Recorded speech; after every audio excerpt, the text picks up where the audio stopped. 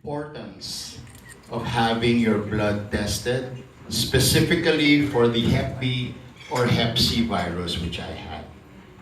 So my journey began in 1999 when I found out that I had hepatitis C. I was supposed to donate blood. And of course, my blood was screened, and that's when I was told that I had the hepatitis C virus. And it was something that I didn't know about, Hep C. Ang alam ko, Hep A lang eh. The one you get through, contaminated food. Hep A, I think, is what we are all familiar with. Diba? Yung contaminated utensils or whatever, mangingilaw yung mata. And I learned that the hepatitis A virus is airborne. So, mahahawa ka kasi yung virus nandyan lang, nasa paligid. But with regards to hepatitis C, I learned that this was blood-borne. So the only way that you get contaminated is blood to blood. You get that if you've had blood transfusion, as explained earlier, or if you did drugs and you would share needles. Yun yung sinabi sa akin before. I didn't do any of those. I never had a blood transfusion. Although earlier, my past life, I did drugs, but I never used needles, more so shared it. So ang next suspect could have been manicure, pedicure, yung mga contaminated na, di ba minsan pag ginugupit yung cuticle mo, dumudugo, siyempre naiiwan yan sa nipper, tapos natutuyo, tapos gagamitin sa iba, di ba, tapos dudugo rin. So that's one possibility. Another possibility could be tattoos. I have tattoos.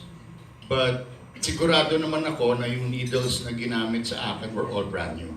Kasi pinapakita naman sa'yo, sealed talaga, and then bubuksan yon in front of you. So ang pinaka-suspect ko could have been in 1997 when I had my ear pierced in a mall in Texas using a staple gun.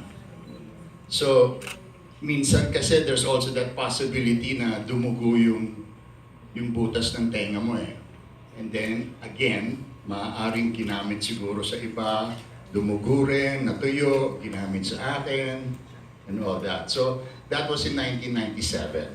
So, in 1999, when I was supposed to donate blood, that's when I found out.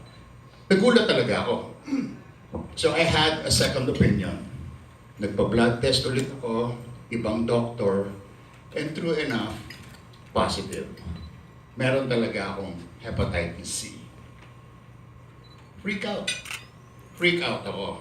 Kasi it's a disease that could eventually kill you if you do not take care of yourself. Sabi naman nila that it's a manageable disease, mabagal, as long as you keep your immune system strong and you do things to protect your liver. Buti na lang hindi ako manginginom. So, sa part na yon, sigurado na okay yung liver ko kasi nga I don't drink. But for 2 years, I was in denial. Hindi ko siya talaga matanggap na meron akong hepatitis C. At wala akong ginawa about it. In 2001, that's when I decided to go for treatment. Kasi inintroduce sa akin ng isang doktor, meron daw medicine called interferon, as the good doctor mentioned earlier. But there was no guarantee na makikure ako. So sabi ko, sige na nga, let's try it. So I did that for 3 months. Ibang klase yung experience ko doon. Interferon just made me more sick. I would inject myself every other day. Hanggang sa nakahanap na ako ng routine, so mag-i-inject ako ng 6 p.m. And this is whether I was at work or whether I was home lang. Basta every other day, 6 p.m., injection. Pagdating ng 12 midnight, alam ko na, mararamdaman ko na yung effects ng medicine. And the effects were very high fever, I would throw up, muscle pain, that would last me for 12 hours. So kinabukasan, hindi na ako halos mapakinabangan kasi ang feeling ng katawan ko para akong ginulpe. And even at work, I would do this. Nahihiya na nga ako sa mga katrabaho ko kasi I would excuse myself at 6 p.m. I just need to administer my injection, ganyan. And then 12 midnight, nagpapaalam na ako umuwi kahit hindi pa tapos yung mga eksena ko. Kasi nga, iba na yung pakiramdam ko. And like I said, imagine 12 hours of battling this is no joke. So I did that for 3 months. And it was getting to be quite expensive. So sabi ko, never mind na lang. I mean, kung wala rin naman itong guarantee, okay lang. Since it's a disease that I can manage, I'll just continue to manage it.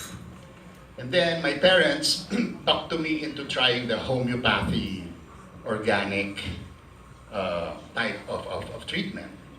But we would get the ingredients from the States kasi maraming hindi available dito sa Philippines. Ganun din, walang guarantee, but I still tried it for another 3 months hanggang sa yung talagang, oh my God, masyado nang mahal ito. It's really, really getting so expensive na you'll never know kung makukure ka or what. So I decided, sige, stop ko na uli yan. Since I've been managing it for those years, since I found out in 1999 hanggang mga 2000, 2002, 2003, sabi ko, I'll just continue to manage it. So I would have an ultrasound every 6 months. I would have a blood test every 6 months. Swerte naman that my liver was still okay. Healthy pa naman, hindi pa natatamaan. And it was during this time wherein I had my viral count checked. So that time, when I had my viral count checked, yung machine that would read your viral count can only read up to 800,000. So I could have had more. Pero yung machine hanggang 800,000 lang yung nababasa niya. So ako, sa utak ko, okay, my viral count is 800,000 plus. And then, my wife and I decided to migrate to the States in 2010. 2011, I had my viral count checked again. Nagulat yung doktor doon kasi my viral count was up to 11 million. Yung talagang chronic na raw, chronic. Kasi it was very, very high. But I would still continue to do my ultrasound and to have my liver checked. Okay pa naman. Okay pa naman. So, in my mind, okay pa yung liver ko, okay pa. I-manage ko na lang as long as I do things to protect my liver and keep my immune system strong, I guess I'll be okay. In 2014, my wife, through her research, discovered na meron na raw cure ang hepatitis C. So talagang, I was very, very happy. It's a medicine called Harvoni. But, it's $1,000 a pill. And that time, I did not know what my genotype was. So, hindi ko alam if I would fall under the 12-week treatment or the 24-week treatment. Imagine kung 24 weeks, $1,000, isa that I had to take every day. Sabi ko, mamamatay na siguro ako sa kakatrabaho para magamot lang itong hepatitis C ko. So again, erase that, forget that, continue to manage it na lang, try your best to live a healthy lifestyle. So that was my stand. That's where I was for all those years.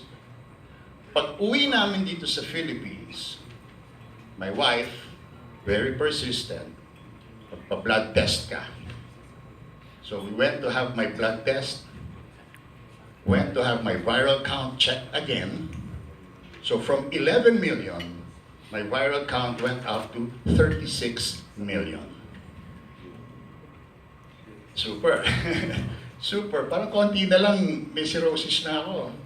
But since nakatulong sa akin yung hindi ko pag-iinom, that kept my liver, I could say, healthy. In 2012, I also had a laparoscopy in America. And the doctor there was kind enough, sabi niya, since nasa loob na ako, sisilipin ko yung liver mo. So sinilip naman niya, and he told me that my liver was still okay. Pink pa raw. So nothing to worry about. Your liver looks healthy. So yun. 36 million yung viral count ko. Again, due to my wife's persistence, God bless her heart talaga. At God bless her heart kasi the other day sabi ko, God bless her soul. Eh, buhay pa siya. Sa nervous ko, sabi ko, God bless her soul. Na-realize ko, naku, buhay pa siya, buhay pa siya. So, God bless her heart. Because she never stopped researching. Walang tigil ng kaka-research. Kasi deep in her heart, she knew that there was something more than Harvoni. That there was something more out there. And true enough, she found this gentleman online who got cured of the hepatitis C virus. So she got in touch with him.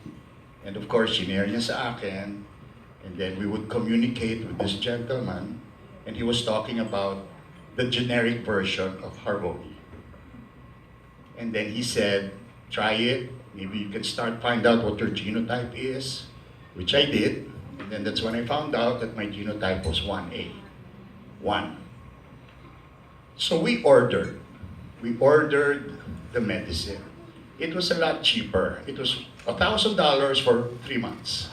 So compared to the $1,000 per pill, this was $1,000 3 months. So we took it. I started treatment in November. Each bottle contained 28 tablets, which I took every day.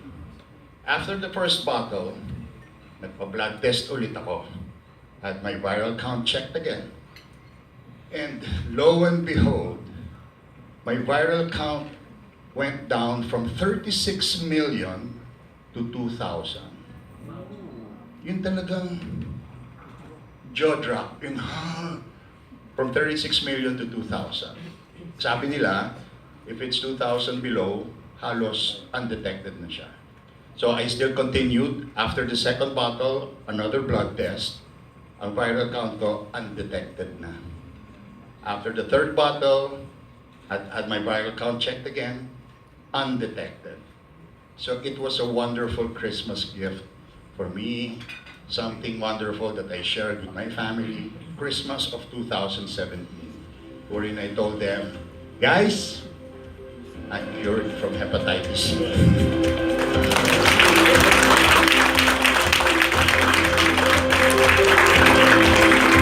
But of course, it didn't stop there. Because every month after that, January, February, March, April, May, I still had my blood test and I still had my viral count checked.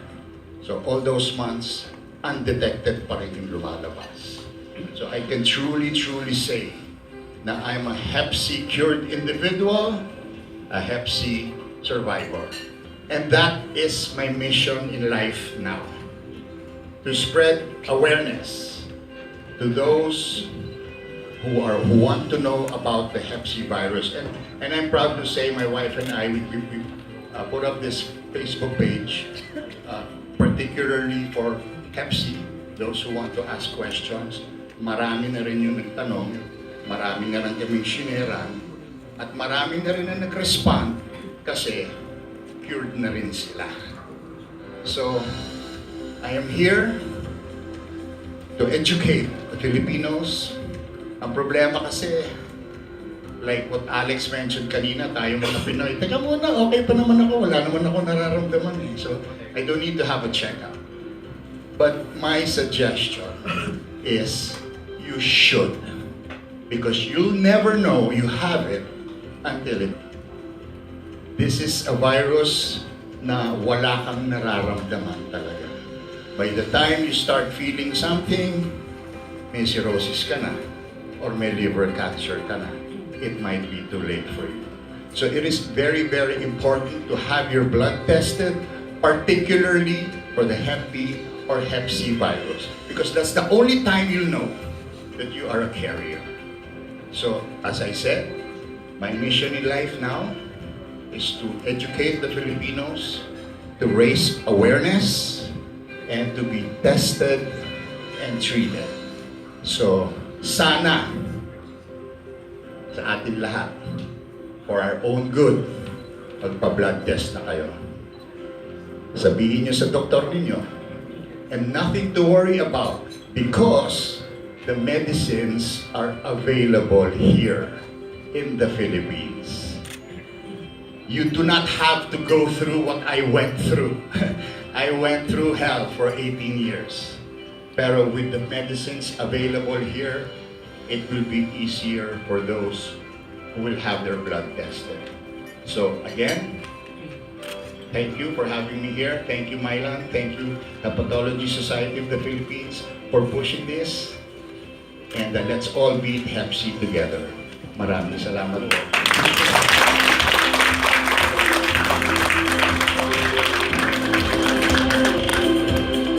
Thank you very much, Mr. Michael Demesa. Three things that I got personally from his presentation is, one,